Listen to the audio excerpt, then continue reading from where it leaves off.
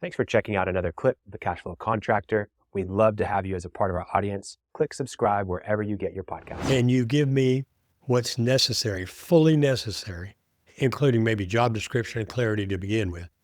What's necessary for progressive discipline, and what are the elements? I think in the beginning, having a well-written job description so that your employees understand the absolute expectations. Along with that, giving them the onboarding and training required so that they can meet those expectations is vitally important. Progressive discipline, we look at it is a process that is a policy that's written, but it's a process that's acted upon every time. So consistency in those processes. It typically has 4 different components. It starts with a verbal coaching or a verbal warning where you're letting that employee know that whatever the behavior is, that it's unacceptable and you'd love to see improvement in that behavior. If they go down a couple of weeks later, you're noticing, let's say the employee is showing up late to work and you've noticed a pattern. And so you ask them, is there a problem why you're not getting to work on time? It starts at 8:00. Are there any barriers that I can help you with to help you overcome this tardiness? You notice that it gets better for a couple of days, but then it backslides. So you need to have a formal documentation and process, which that begins right up number 1. And so you sit down and say, we've talked about this on date, whatever it was, a week ago. I've noticed that you did well for a couple of days and you're backsliding.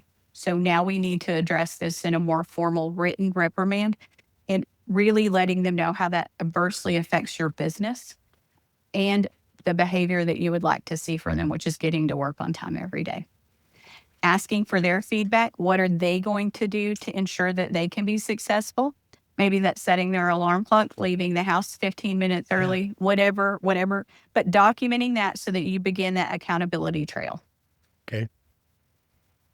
Beyond that, there's a write-up number 2. And then there is a third and final, which that's when a separation happens. If you go through these processes systematically showing that I've done my part as the business owner to support this employee and remove all the barriers in their way, and they just haven't held up their end of the bargain, when you do let them go, you have the best chance possible of winning those unemployment claims. That's the benefit of progressive discipline. Now, there's one caveat that I have that I believe that progressive discipline serves, and it's reminding that employee these are just behaviors. And my job in doing all of this progressive discipline is to help you be the best employee that you can possibly be. And so that I'm doing this for your benefit.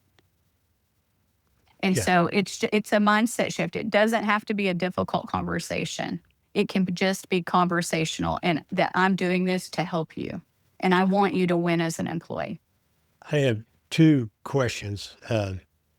One of them is pretty straightforward. Do you generally try to get the employee to sign? I mean, are these written after the verbal? They're written. Yes, they're and typically you want a written. It's nice to have a signature, but you don't have to have one. Okay, that's what.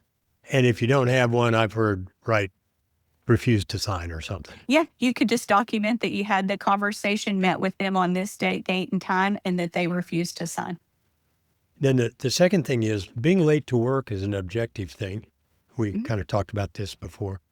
You were late to work or you weren't late to work. You were on time and I didn't see you. We can figure that out. But what about the attitude stuff? Somebody that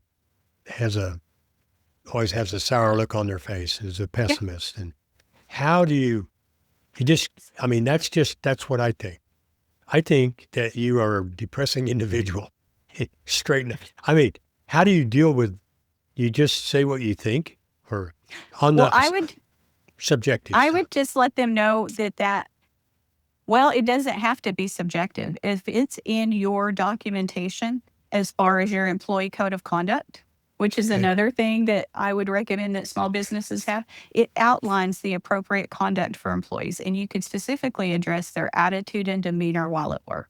Okay. And so it removes some of that subjectivity And if you talk with them about that in the interviews, you're setting yourself up and them to understand all the expectations of the job so that you can come back to them when you're coaching them and say, Martin, we talked about this in the interview, that it's really important that our employees show up with a pleasant attitude and a willingness to serve our customers every day with a little bit of with a joyful attitude and a smile on your face. And I've been noticing that that's not happening. And so, is there a problem? Is there something going on in your life that I need to be aware about? Right. And how can I help you be successful in this manner? Yeah. And Well, so I think the more you put into your documents as you're creating your company, the better off you'll be. Thanks for checking out a clip from the Cashflow Contractor. We have full episodes where we go deep on topics that help you grow a construction business that runs without you so you can have less stress, more time, more money.